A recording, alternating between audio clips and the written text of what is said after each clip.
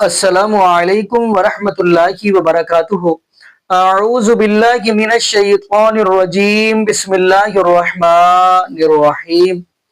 یا ایہا الذین آمنوا کتب علیکم الصیام کما کتب علی الذین من قبلکم لعلکم تتقون۔ جی ناظرین، آج ہم جس حوالہ سے گفتگو کرنے جا رہے ہیں، جیسا کہ آپ کو یہ بھی پتہ ہے کہ رمضان مبارک کا مہینہ الحمدللہ اللہ پاک ہماری زندگی کے اندر لے کر آئے ہیں، اور یہ دعا کرتے ہیں اللہ پاک ہمیں رمضان المبارک کے مہینے کے اندر اپنے رب العالمین کو راضی کرنے کی اللہ پاک ہمیں توفیق عطا فرما دے۔ تو ناظرین، آیا کہ انجیکشن، جس کو پنجابی میں بولتے ہیں ٹیکا اور اردو میں بولتے ہیں انجیکشن، یعنی کیا انجیکشن لگانے سے روزہ ٹوٹ جاتا ہے؟ اس حوالے سے ہم آپ کو چند علماء کی ویڈیو دکھوائیں گے، پھر انشاءاللہ ناظرین آگے ہم بھی گفتگو کریں گے۔ آئیے ناظرین مل کے ویڈیو دیکھتے ہیں۔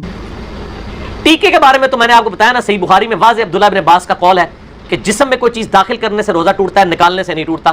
اگر آپ خون دیتے ہیں کسی کو یا ڈرپ نکال لیتے ہیں، الا یہ کہ کمزوری ہو جائے تو روزہ نہیں ٹوٹے گا۔ لیکن اگر آپ جسم کے اندر کوئی چیز داخل کرتے ہیں، چاہے وہ نس میں داخل کریں، گوشت میں کریں، بہرحال وہ جسم کے اندر چیز جا رہی ہے۔ کچھ چیزوں کا استثناء آیا ہے صحیح بخاری میں، عبداللہ ابن عباس اور عبداللہ ابن مسعود کے اقوال آئے ہیں کہ تیل لگانے سے روزہ نہیں ٹوٹتا، سرما لگانے سے روزہ نہیں ٹوٹتا، ہنڈیا کا ذائقہ چکھنے سے، زبان پہ چکھ کے پھینک دیں، نہیں ٹوٹتا۔ تو ٹوتھ پیسٹ نہ کریں، اس کی ضرورت نہیں، مسواک کر لیں۔ ٹوتھ پیسٹ سے بھی ذائقہ آتا ہے نا منہ کے اندر، روزہ ٹوٹے گا تو نہیں، لیکن میں پسندیدہ نہیں۔ ٹھیک ہو گیا؟ دیکھیں، روزہ ٹوٹتا ہے کھانے پینے سے یا مقعد کے راستے کوئی چیز باڈی میں داخل کی جائے، یعنی قضائے حاجت کے راستے سے، جیسے کوئی دوا وغیرہ داخل کی جاتی ہے۔ اس کے علاوہ مسام کے ذریعے، اسکن کے ذریعے اگر آپ کی باڈی میں کچھ جائے گا یا نسوں کے ذریعے، تو اس سے روزہ نہیں ٹوٹتا۔ جیسے آپ جب نہاتے ہیں تو پانی مسام کے ذریعے آپ کی اسکن میں، مسام میں داخل ہوتا ہے، لیکن اس سے روزہ نہیں ٹوٹتا۔ تو ایسے ہی ڈرپ اگر کسی نے چڑھوا لی، انجیکشن لگوا لیا، تو اس سے روزہ نہیں ٹوٹتا، اس سے کوئی فرق نہیں پڑتا۔ بعض لوگ کہتے ہیں انجیکشن لگانے سے یا ڈرپ لگانے سے روزہ لگنا بند ہو جاتا ہے، یعنی روزے کی شدت میں کمی آ جاتی ہے، تو روزے کا مقصد فوت ہو جاتا ہے۔ تو دیکھیں، وہ تو نہانے کے بعد بھی روزے کی شدت میں کمی ہوتی ہے۔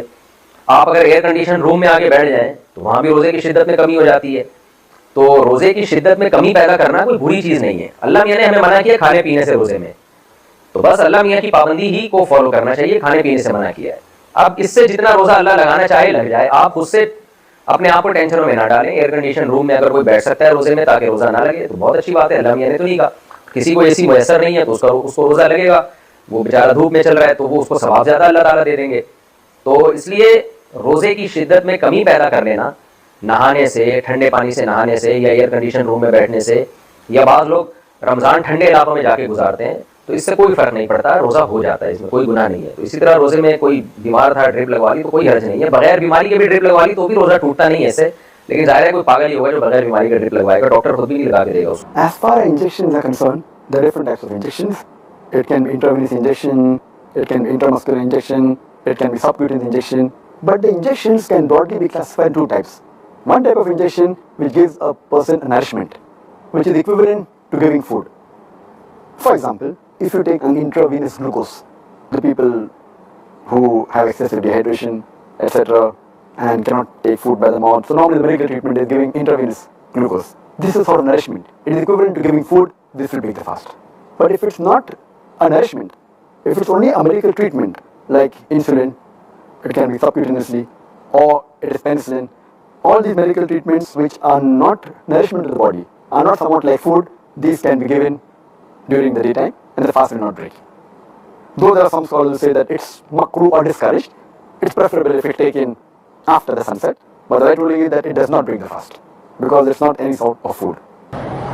ٹیکا لگوانے سے بھی روزہ نہیں ٹوٹتا، چاہے وہ ٹیکا گوشت میں لگائیں، انٹرمسکولر ہو یا انٹروین ہو یا رگ میں لگائیں، روزہ نہیں ٹوٹتا۔ اسی طرح جو ہے بہت سے لوگ سوال کرتے ہیں کہ کیا انجیکشنز بیماریوں کی جو لوگ لیتے ہیں کیا یہ درست ہوں گے روزے کی حالت میں لینا؟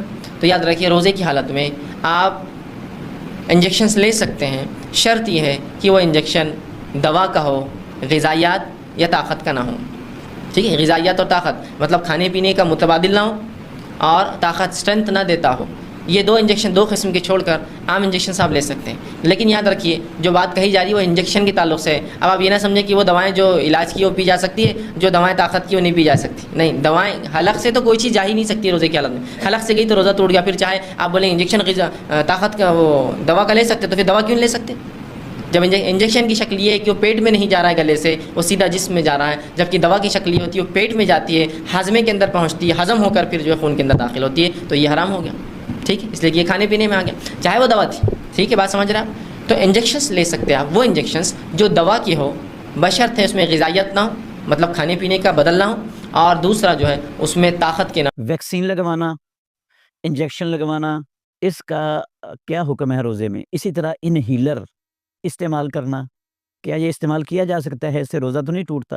انسولین لوگ لگواتے ہیں، یہ شوگر کے مریض، کیا یہ لگوانے میں کوئی حرج تو نہیں ہے؟ محترم ناظرین کرام، روزہ جب انسان رکھ لیتا ہے نا تو اس پر طلوع فجر سے لے کر غروب آفتاب تک، سورج کے غروب ہونے تک کھانا پینا حرام ہو جاتا ہے، اور بیوی کے ساتھ ازدواجی تعلق اس پر حرام ہو جاتے ہیں۔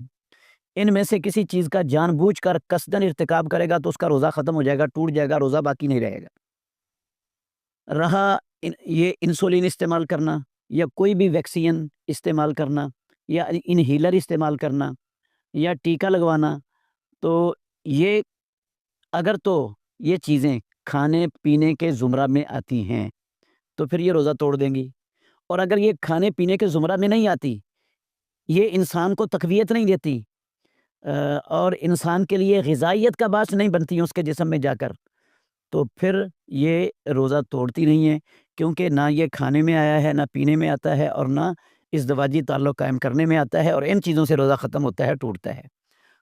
البتہ ٹیکہ وہ دو طرح کا ہوتا ہے، انجیکشن، ایک ہوتا ہے بیماری کو، درد کو سن کرنے کے لیے، بخار کو سن کرنے کے لیے، اس میں غذائیت نہیں ہوتی جو انسان کے جسم میں جا کر تقویت دیتی ہے اور انسان کو غذا کی جگہ پر جو ہے نا کفایت کرتی ہے۔ یہ والا ٹیکہ، اس کا حکم عام ویکسین والا ہے اور انہیلر والا ہی حکم ہے، کیونکہ وہ کھانے پینے میں نہیں آتی۔ البتہ جو ٹیکہ انسان کے جسم میں جا کر تقویت کا باعث بنتا ہے، غذائیت کا باعث بنتا ہے، اس ٹیکے سے روزہ ٹوٹ جاتا ہے، چاہے وہ وین کے اندر لگے، چاہے وہ گوشت کے اندر لگے، اور یہ چونکہ غذائیت کا کام دے رہا ہے، کھانے پینے کا کام دے رہا ہے، اس لیے سے روزہ ٹوٹ جائے گا۔ تو جو انہیلر ہے اس میں بھی کھانے پینے والی کوئی بات نہیں ہے، وہ صرف سانس کی نالیوں کو فراخ کر دیتا ہے، کھول دیتا ہے، گیسز ہوتی ہیں اس میں جو نہ معدے میں جا کر کھانے کی جگہ پر کرتی ہیں، نہ پینے کی جگہ پر کرتی ہیں، بلکہ وہ نالیوں کو کھولنے کا کام دیتی ہیں۔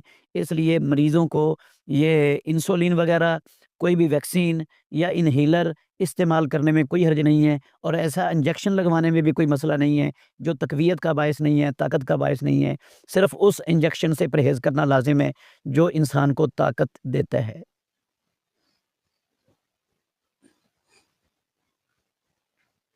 جی ناظرین، آپ نے یہ ویڈیو ملاحظہ فرمائی، تو ناظرین بات سیدھی سی آپ نے علماء کی گفتگو سنی لی ہے۔ تو ناظرین روزے دار کے لیے رگ اور پٹھوں میں انجیکشن لگوانے کا یعنی یہ بھی سوال ہوتا ہے کہ کیا ہونا چاہیے۔